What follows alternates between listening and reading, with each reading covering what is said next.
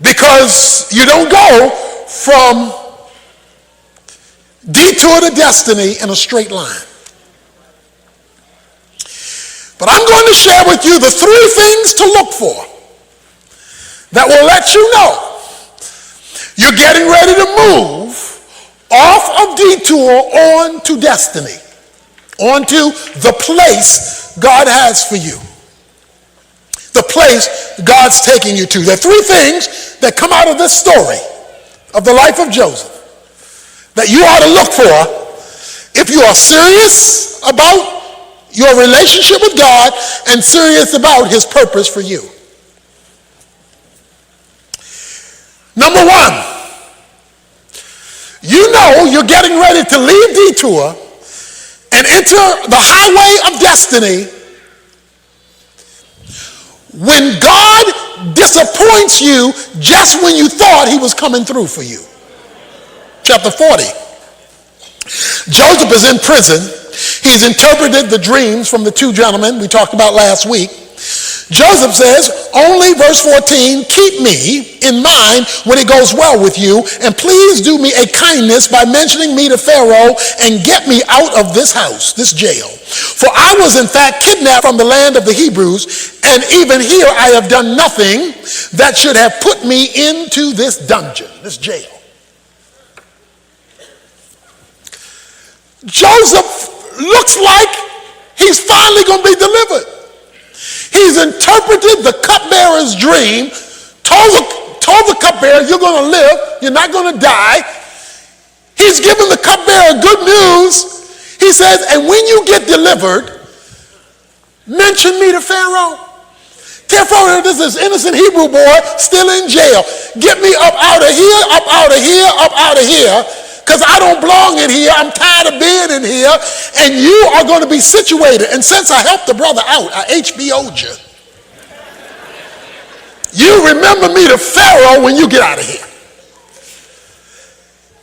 It looks like God has finally brought somebody into his life who can help him, who can deliver him, who can send a good word for him.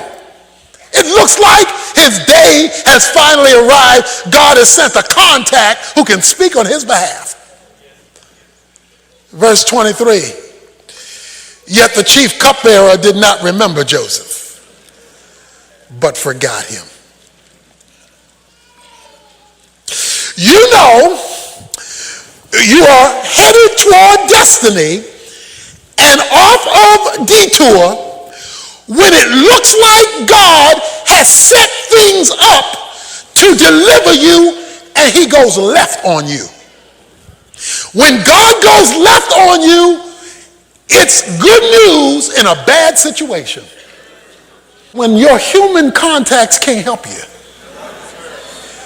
and your money can't buy you out of it and you are thrown on him alone, then guess what? He gets the chance to be God.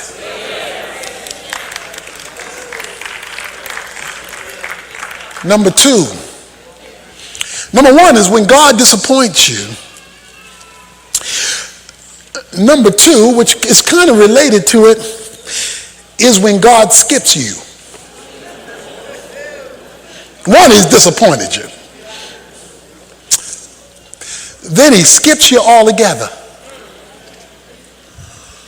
Okay? Chapter 41, verse 1. Now it happened at the end of 2 full years that Pharaoh had a dream, and behold, he was sitting by the Nile.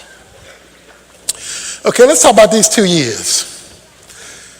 Joseph is 30 before all this is going to come about. It's getting ready to happen.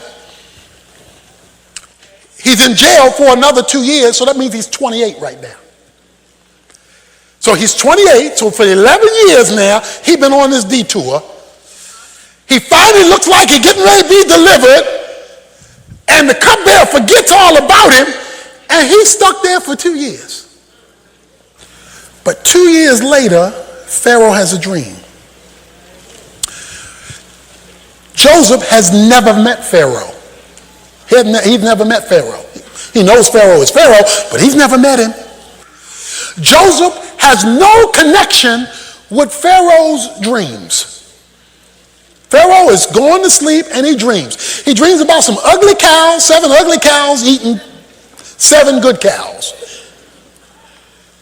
Then he dreams about some corn and 7 ears of corn, tiny corn eating the good corn. And he can't figure this out. I got cows eating cows and corn eating corn, and I can't sleep.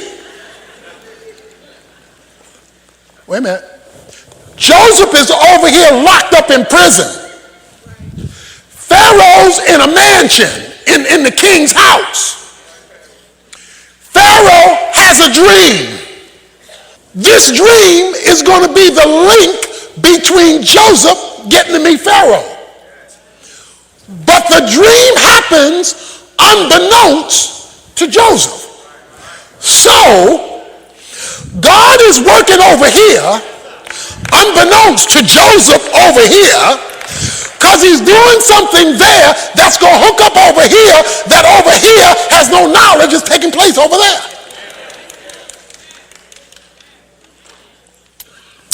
Okay, let's deal with vocabulary. 3 words that either you shouldn't use at all, or if you use them, apologize after you use them. Luck, chance, or fate are not Christian words. You cannot have a sovereign God who's in control and have luck, chance, or fate. Because that means nobody was controlling the events. And since we have a sovereign God who the Bible says not one hair of your head drops off of which he is not fully knowledgeable of and fully connected to, there can be no such thing as luck, chance, or fate. There is another word we'll describe later. It's called providence, where the fingers of God are in the glove of history, controlling hookups when the 2 years are ready. Why are you going to leave Joe there for 2 years, God? Because I need 2 years before Pharaoh is ready for the dream, but I need 2 years for Joseph to develop full dependency. And when preparation meets purpose, detour meets destiny.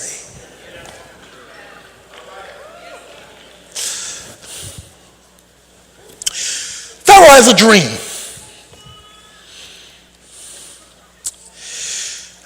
Verse 8, now in the morning of his spirit was troubled. So he sent and called for all the magicians of Egypt and all of the wise men.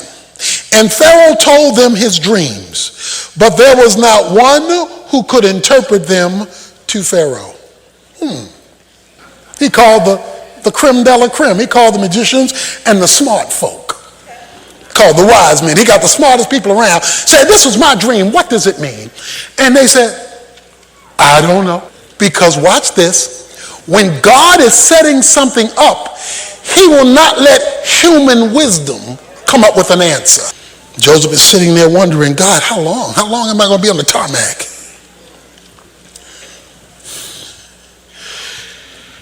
Well, Joseph is sitting in the cell,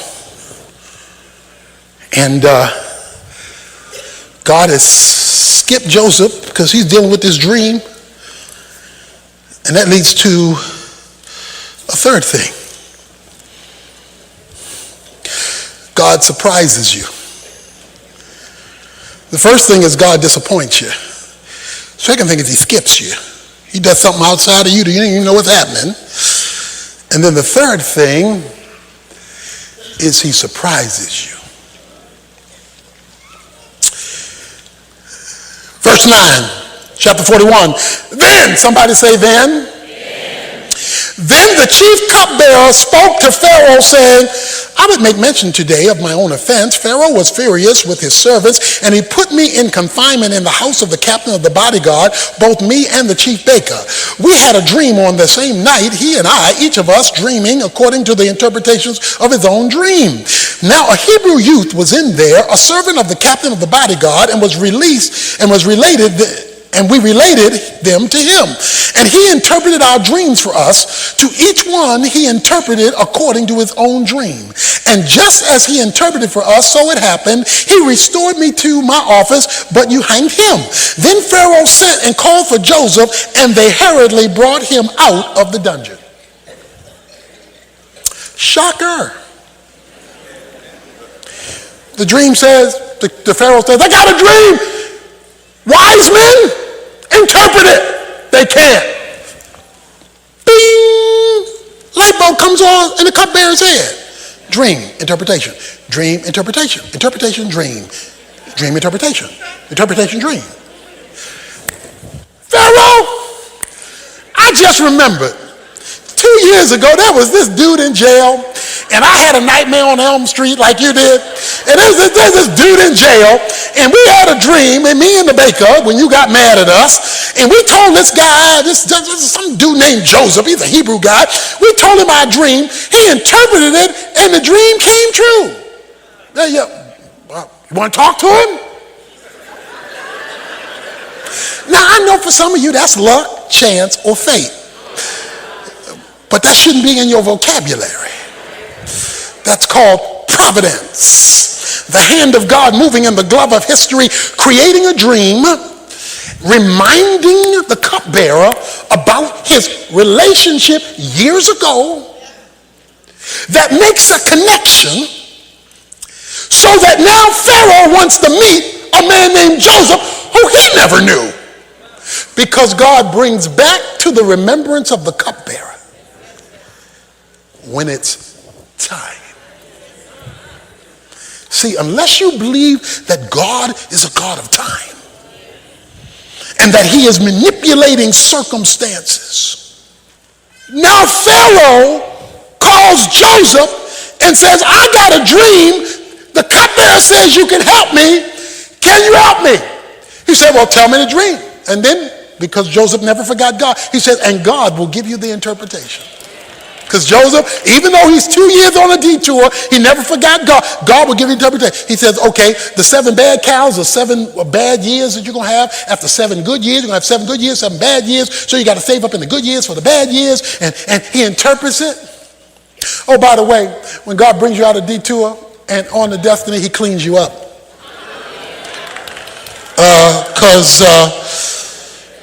Because we find out in verse 14, then Pharaoh sent and called for Joseph and then hurriedly brought him out of the dungeon. And when he had shaved himself, changed his clothes, he came to Pharaoh. Oh, he can clean you up when it's time to take you out of those jail clothes, out of that bad situation.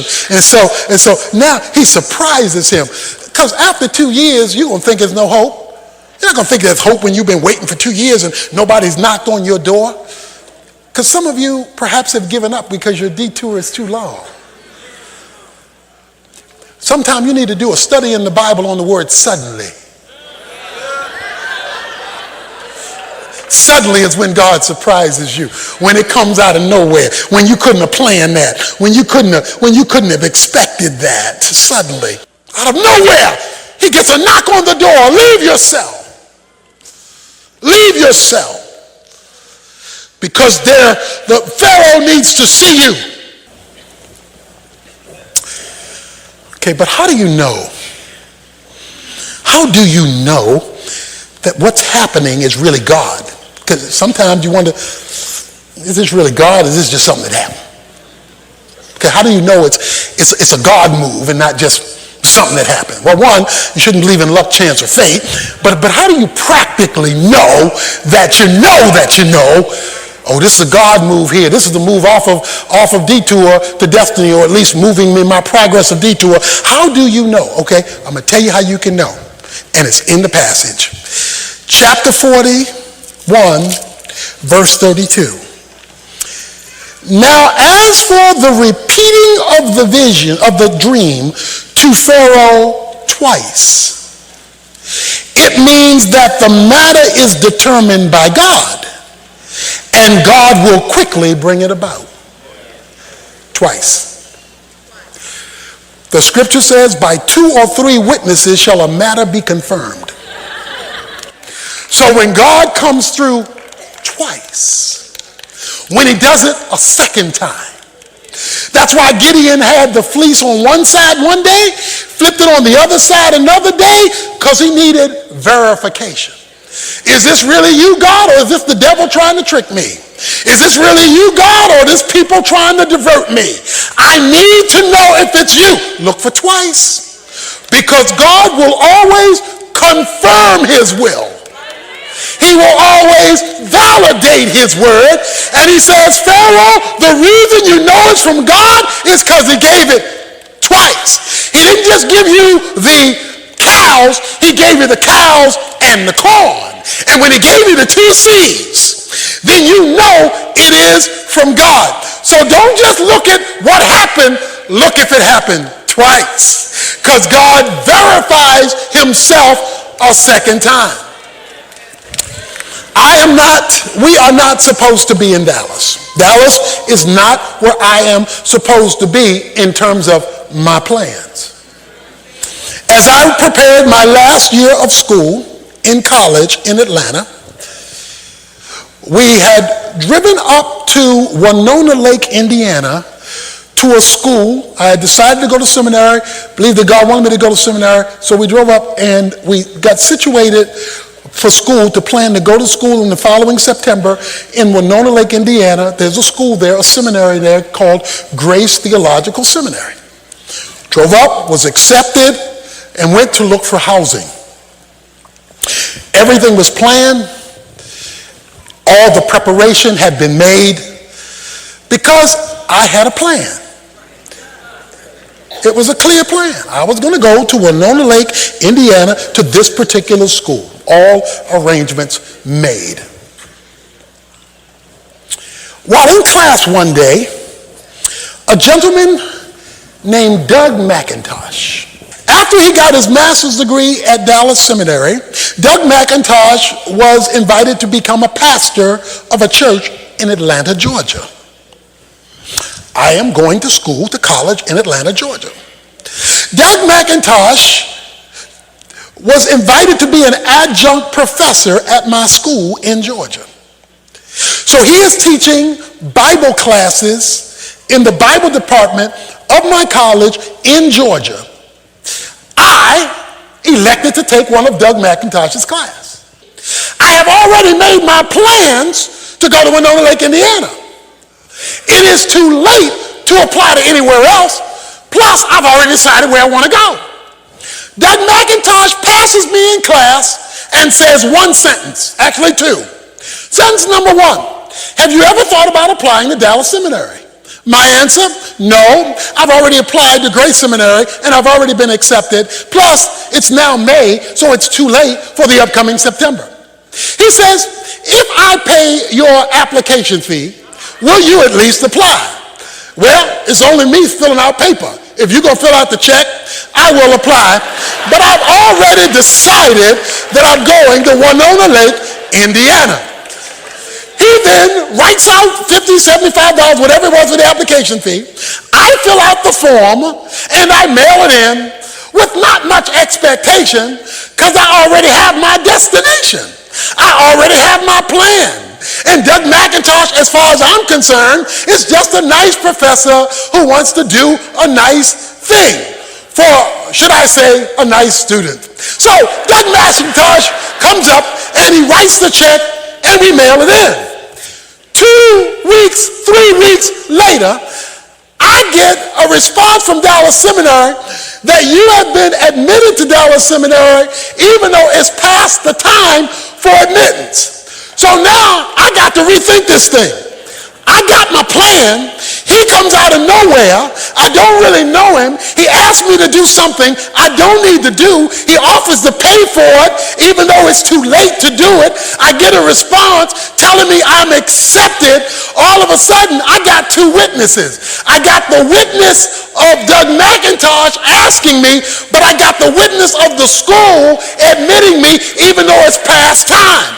So with two witnesses, we flip our plans, make our way west to Dallas instead of north to Indiana, and that's why I'm at Oak Cliff Bible Fellowship today.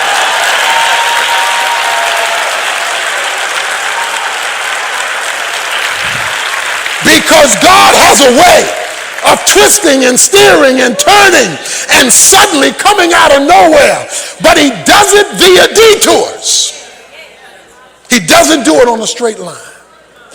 So I'm challenging you today, if you're on a detour, to get in his will. To stop letting human opinion keep you on a detour, following the ways of man that contradict the ways of God. And even though I don't know how long your detour is going to be, I do know he knows where your destiny is located and when the hookup is supposed to occur. I know you get tired. That's why you've got to be ministering to others in the same situation you're in until God ministers to you, so that you are putting out and not just keeping it all in. I know that God has a destiny, a place where he's taking you, but God has a place he's taking you. There was a man one day who was ready to give up on God. He was tired. Life wasn't going well, and he didn't know if God was going to come through, when God was going to come through, and he told God, I quit. Perhaps that's you today. I quit. That's the way you feel. But you don't want to quit because you know he's there, but you don't feel him. You don't see him. You're like Joseph. You're locked up in jail. But he was ready to give up. He decided to go to the woods and have a final conversation with God. He says, God, you have disappointed me. You got me stuck out here, and I don't know why. I don't know how long. And I'm just ready to give up on you, God, unless you do something or say something right now. It's as if heaven opened up and spoke to the man. He told the man, look around and tell me what you see. The man looked around and he saw some fern and he saw some bamboo. He said, well, in the spot I'm in, I just see some ferns and some bamboo. God said, exactly. He said, let me tell you about the fern and the bamboo. He says, when the fern seed was planted, the ferns grew up very quickly, and they're lush and green and beautiful. He says, but let me tell you about the seed for the bamboo. When the seed was planted for the bamboo, the first year you saw nothing, the second year you saw nothing, the third year you saw nothing, the fourth year you saw nothing, and the fifth year you saw nothing. It was at the end of the fifth year that the first shoot of the bamboo came up. He says, how tall is that bamboo that you're looking at? It's 100 feet tall. He says the reason why the bamboo is 100 feet tall is because the 5 years when you saw nothing, it was growing deep on the inside. It was growing deeper roots on the inside. Now the reason it was going deeper on the inside is because I knew I planned for it to be 100 feet on the outside. Now that fern isn't growing as high, so it could come out real quick. But because of where I was taking the bamboo, I had to allow things to go deep inside before I could show what it would look like outside. If God is taking a long time with you, it's because he's trying to take you deep on the inside because of where he plans to take you on the outside. See, a lot of us want a skyscraper destiny on a chicken coop foundation. We want God to take us way up here, but he can't take us deep in here. If you want God to take you high, then you got to let God take you deep, because the deeper he takes you, the higher he can take you, and you won't fall over when the bad times comes. Don't give up on God, because God